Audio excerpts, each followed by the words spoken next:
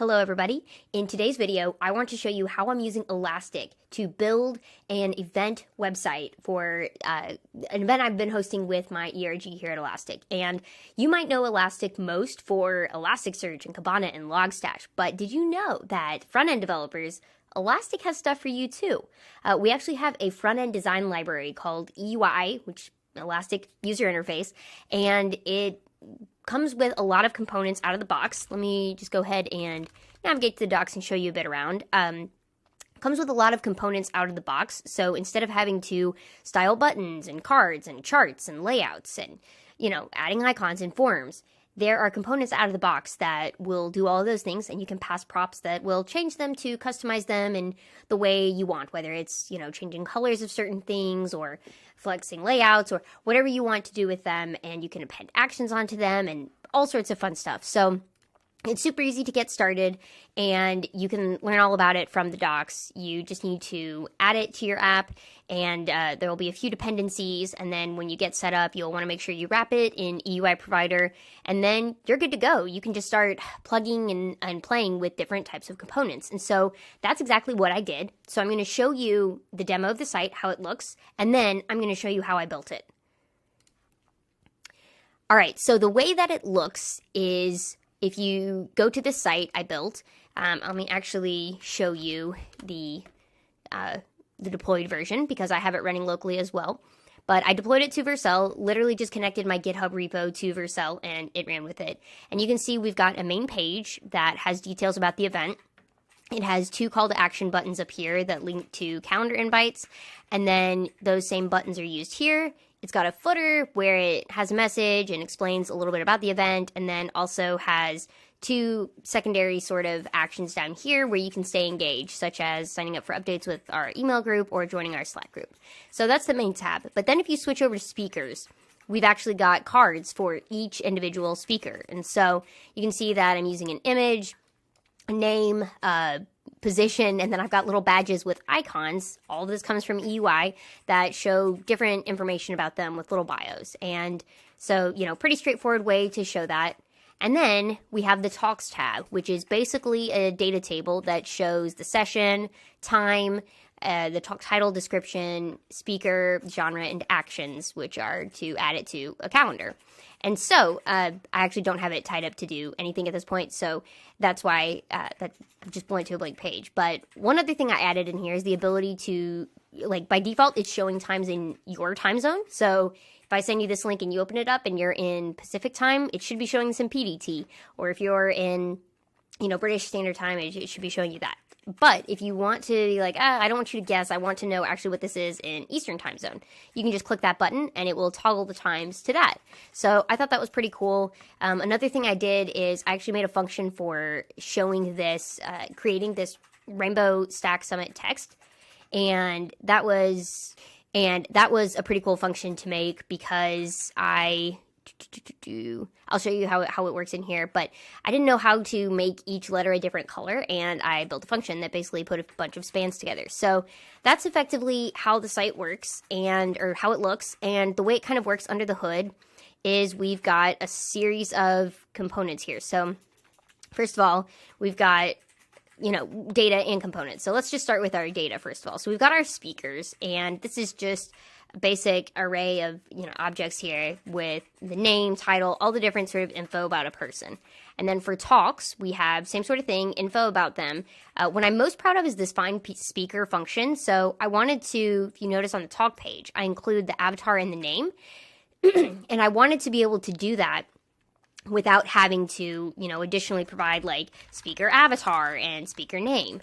And so I was able to, I knew I already had that data in the speaker info. And so I created this function called find speaker that basically goes and looks for that name that I pass it. So Leslie Knope, and it goes and finds them and basically returns the entire speaker object so that I can access speaker.avatar and speaker.name. So I was pretty proud of that. I thought that was pretty cool. And then that's our data here. And then we also have, let's go to our main page here. So on the main page, it's pretty standard. I basically define some tabs and I set a state for keeping track of which tab we're on. And then I have EUI page body, EUI page, and I'm just basically showing, oh, hey, here's a page. Here's, a part of a page, and I want it to be paneled, and I want there to be a nav bar, and I'm going to pass you some tabs to go in it. More on that in a second. That's a custom component. And then I have page content where I pass it these sort of props that just help it to understand how to make it look. And for the content body, I tell it to put content in there based on what the selected content is. So you can see, here's the show selected content. So it's basically, if the state of it is event, show the event content. And you can see all of these different ones show up down here with the tabs having an ID, what to do when it's clicked, and what content is associated with it. So for event, I have the event details component, speaker panels, speakers, talks, etc. And so that's where it all sort of starts. And then it just kind of, I'll start with go to the nav bar over here where you can see at the top how I define, here's a nav bar with 2 different buttons. I actually made a function, since you can see I reference them in multiple places. So I just made a function that takes a date and time and a link, and I'm able to pass that, and it renders these buttons and links to the right place. And I can just basically, pass that in. And then as far as the tabs, I just say, hey, on this page over here, I'm going to give you the tabs. You inject that as it needs to be into the nav bar. So that's how that works. And then for the bottom bar, very similar sort of thing. It's the UI bottom bar component, and I just kind of map out the text that I want in here and the buttons in there as well. So I didn't make a function for these because I'm only using these buttons once. So that's how that looks. And then we go into the panels. And we've got the event details, which is the first one. And I've basically got a hero section that's just one big image. And then I've got a section with more details where I used EUI empty prompt that just kind of already set up that format that I wanted, where it was like, give me a big title, a description, and then some actions. And so that's literally what I've passed it here. And you can see me referencing my function once again. And then in the return, I'm basically just grouping it together and saying, hey, give me the hero and give me the more details. And that's the page. On the speaker panel, I'm basically saying, hey, go look at that speaker's data, that big file of data that I've got for you there. And just for each object in that array, go ahead and return a card for each one.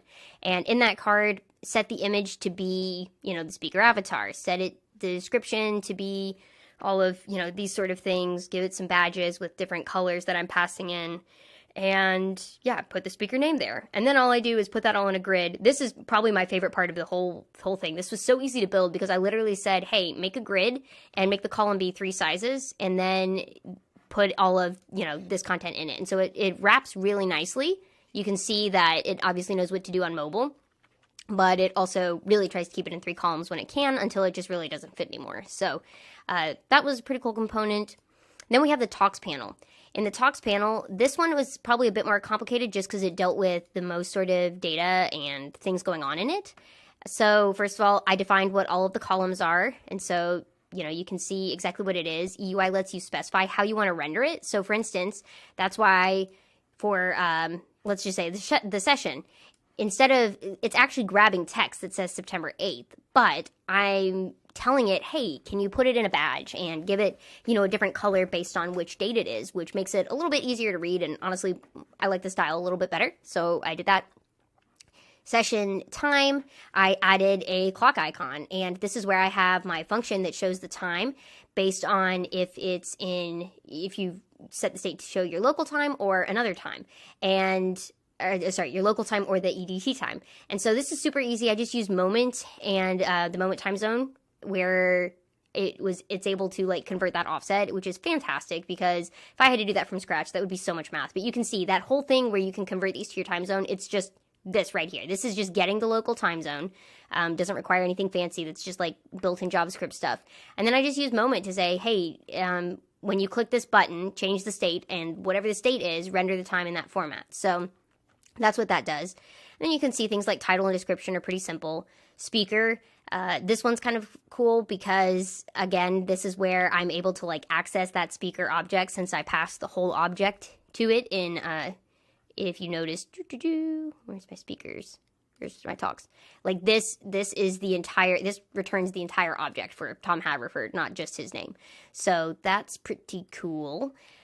And then some more badges, and then I've got some actions. So I have an action for adding to the calendar, and I have the link as blank at the moment, but or like I'm not actually sending it a link, but basically what I did was, depending on which session it was, it took you to the calendar link for the one that you needed. So I thought that was pretty cool. And again, that was something that I was just able to grab from the knowing what I could know something about that object. So for instance, I could link specifically to like Leslie Knope's something action here. I could reference it there. So that was pretty cool. And yeah, then I created a button, very simple button, just an on-click event that when it's clicked, if the state, it just toggles the state basically. So if it's currently saying right now, it's showing in local time, then it's going to change to EDT. And if it's in EDT, then I'm going to give you the option to change it to local. So just toggles that back and forth. Then I bring up the talk table and just kind of put all of those things together. And then there's one last thing I want to show you. I made a Talks TBD panel, which is what I had before we actually had the agenda set. And this was almost for like a call for, being able to give a talk. And if you want to test this out, you can just run this locally and switch out the component. Instead of it being Talks panel, make it Talks TBD panel. But yeah, actually, you know what? I'll do that right now and just kind of show you what that looks like. Because it's pretty much just rendering a button and a link, but it could be really handy. So let's do Talks TBD panel. I'll make sure I imported that. Talks TBD. Talks TBD. Let's save that. And let's go check it out locally. Oh, nope, that's not the local one. Here's my local one. There we go. So you see what this looks like, and just to go through how this component works, it's literally just a very simple body, and I'm using another EUI empty prompt. So it's very similar to what I'm using here on event details. I'm just not adding an image. I have an icon there, and you can specify what that is. You can give it a title, you can give it a body, which again is just basically a div with text in it. And then any actions, you can style a button here. This just goes to a form to submit a talk. So it's a great way to keep track of that if you want. And I'm going to go ahead and stop here, but if you have any questions, definitely feel free to reach out to me. Oh, I almost forgot to show you. Hang on one second. Let me show you rainbow text, how that works. Where did I... let me find rainbow text. Okay.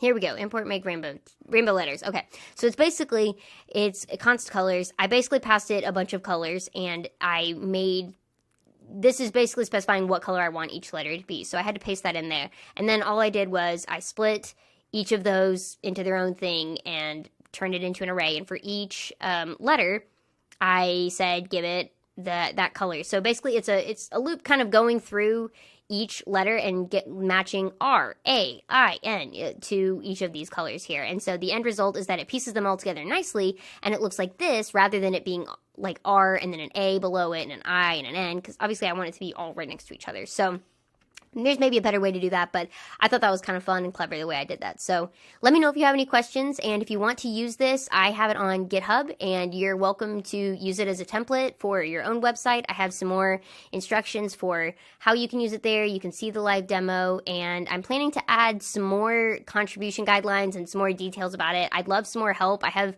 couple different ideas of things I'd love to do to it. For instance, like I want to add sorting to the session table, and I need to, take care of a couple other things on here, and I really need to update the documentation. So I'll be working on that, but if anybody wants to help and join in, feel free to let me know. But otherwise, good luck. Feel free using it, and I hope you're able to build something really cool with it.